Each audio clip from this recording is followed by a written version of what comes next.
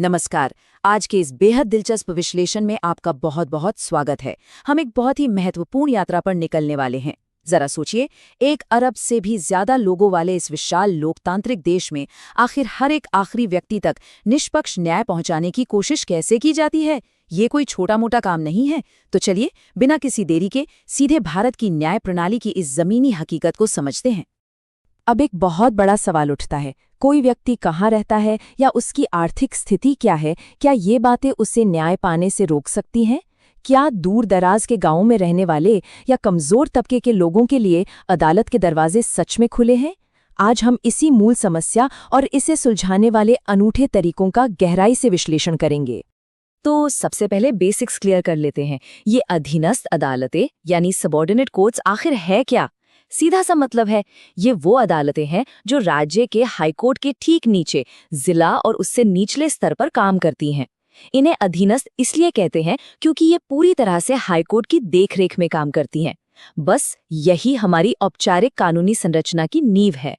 आगे बढ़ने से पहले जल्दी से देख लेते हैं कि आज का हमारा एजेंडा क्या है। हम इन 5 अहम पहलुओं पर बात करेंगे। पहला, अधीनस्थ न्यायालय प्रणाली। दूसरा, मुफ्त कानूनी सेवा प्राधिकरण। तीसरा, लोक अदालतें। चौथा, पारिवारिक न्यायालय। और 5वां, ग्राम न्यायालय। तो चलिए शुरू करते हैं। चलिए, सबसे पहले बात करते हैं हमारी औपचारिक अधीनस्थ न्यायालय प्रणाली की। संविधान के भाग 6 में इसका पूरा ढांचा बहुत ही स्पष्ट तरीके से तय किया गया है। आइए देखते हैं कि यह सिस्टम असल में कैसे काम करता है। ये दोहरी व्यवस्था वाकई बहुत शानदार है। इसे ऐसे समझिए, एक तरफ सिविल यानी दीवानी मामले हैं जैसे जमीन जायदाद के विवाद, और दूसरी तरफ क्रिमिनल यानी फौजदारी मामले हैं। सबसे दिलचस्प बात यह है कि जिले का सबसे बड़ा जज एक ही होता है। जब वो दीवानी मामले सुनता है तो उसे जिला न्यायाधीश कहते हैं, और जब वही जज क्रिमिनल मामले सुनता है तो उसे सत्र न्यायाधीश यानी सेशंस जज कहा जाता है। इसके नीचे फिर मुंसिफ और मजिस्ट्रेट लेवल की अदालतें आती हैं। यहाँ एक बेहद महत्वपूर्ण बात पर ध्यान दीजिए। ये हमारी न्याय प्रणाली के संतुलन का एक बेहतरीन उदाहरण है। एक सेशंस जज के पास इतनी पावर होती है कि वो किसी को फांसी की सजा भी सुना सकता है, लेकिन शक्ति का कोई गलत इस्तेमाल ना हो, इसलिए एक नियम है, कोई भी मृत्युदंड तब तक लागू नहीं हो सकता जब तक कि राज्य का हाई कोर्ट खुद उसकी पुष्टि ना कर दे। है ना कमाल का बैलेंस? चलिए अब आगे बढ़ते हैं हमारे दूसरे अहम हिस्से की तरफ, मुफ्त कानूनी सेवा प्राधिकरण। क्योंकि अदालतें तो बन गईं, लेकिन अगर किसी के पास वकील की फीस देने के पैसे ही ना हो तो क्या होगा? इस समस्या का जवाब हमें संविधान के अनुच्छेद 39A में मिलता है। ये साफ कहता है कि समाज के गरीब और कमजोर वर्गों को मुफ्त कानूनी सहायता दी जानी चाहिए। ये कोई मामूली सुझाव नहीं था, बल्कि एक पक्का संवैधानिक निर्देश था। और बिल्कुल इसी निर्देश को हकीकत बनाने के लिए 1987 में नालसा यानी नेशनल लीगल सर्विसेज अथॉरिटी की स्थापना हुई, ताकि न्याय केवल अमीरों की जागीर बनकर न रह जाए। अब सवाल है कि इस मुफ्त कानूनी सहायता का फायदा किसे मिलता है? नियम बहुत स्पष्ट हैं। इसमें महिलाएं, बच्चे, अनुसूचित जाति और जनजाति के लोग, कारखानों में काम करने वाले मजदूर, विकलांग व्यक्ति, यहाँ तक कि हिरासत में लिए गए लोग और मानव तस्करी के शिकार लोग भी शामिल हैं। इन सब के लिए कोर्ट की फीस पूरी तरह माफ होती है और इन्हें मुफ्त वकील मिलता है। और जो लोग इन विशेष श्रेणियों में नहीं आते, उनके लिए एक बड़ा नंबर है, 1 लाख रुपए।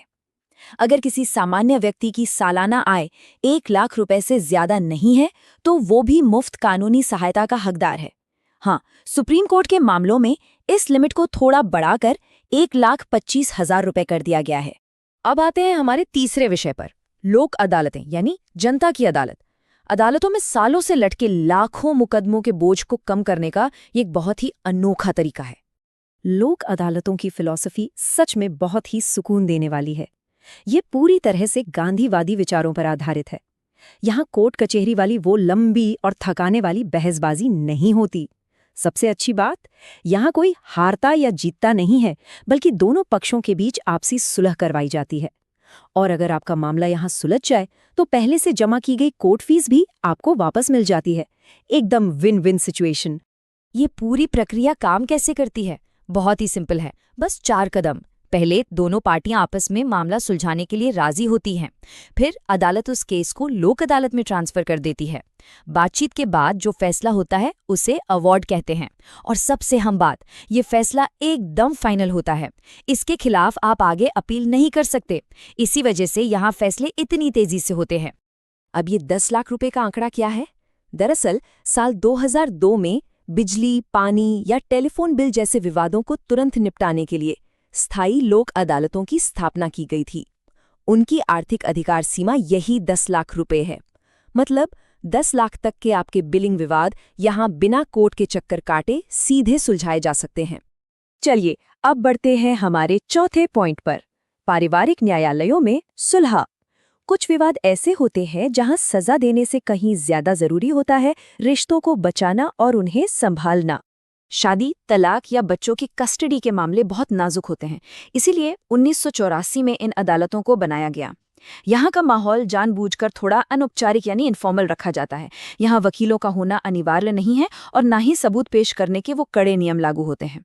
मकसद बस इतना है कि कानूनी लड़ाई के बजाय काउंसलर की मदद से आपसी बातचीत से एक सही सामाजिक नतीजा निकल सके। अगर हम 2016 के आंकड़ों पर नजर डालें तो तस्वीर साफ होती है कि इन अदालतों को जमीन पर कैसे उतारा गया है।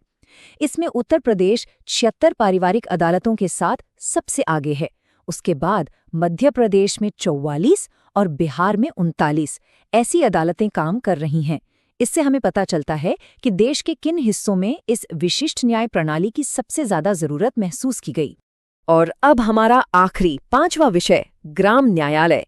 साल 2008 में शुरू किया गया ये कॉन्सेप्ट न्याय को बिल्कुल जमीनी स्तर तक, गांव देहात तक ले जाने की एक शानदार कोशिश है। ये आइडिया सच में गेम चेंजर है। सोचिए, अदालत खुद चलकर आपके गांव आ रही है। ये मोबाइल अदालतें होती हैं। एक प्रथम श्रेणी का मैजिस्ट्रेट अपनी पूरी कोर्ट लेकर सीधे पंचायत के मुख्यालय तक पहुंचता है। उनके पास सिविल और क्रिमिनल दोनों तरह के मामले सुनने की पावर होती है और वो वहीं मौके पर ही सुनवाई करके फैसला कर देते हैं।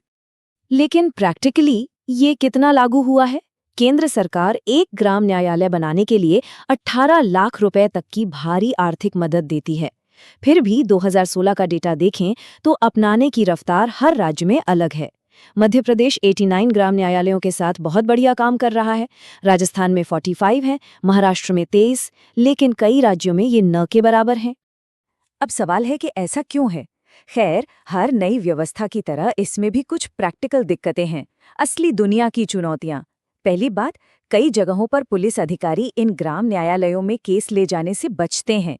वकीलों के संग यानी बार का रिस्पॉन्स भी काफी ठंडा रहा है। और सबसे बड़ी कंफ्यूजन, नियमित अदालतों और ग्राम न्यायालयों के अधिकार क्षेत्र के बीच अक्सर टकराव हो जाता है। और इसी के साथ हम आज के इस विश्लेषण के अंत में आ गए हैं। हमने देखा कि कैसे हमारा देश उच्च न्यायालयों से लेकर गांव की चौपाल तक न्याय पहुंचाने का प्रयास कर रहा है। लेकिन इन सारी संस्थागत चुनौतियों और रुकावटों को देखकर आखिर में एक बहुत ही बड़ा सवाल जहन में आता है।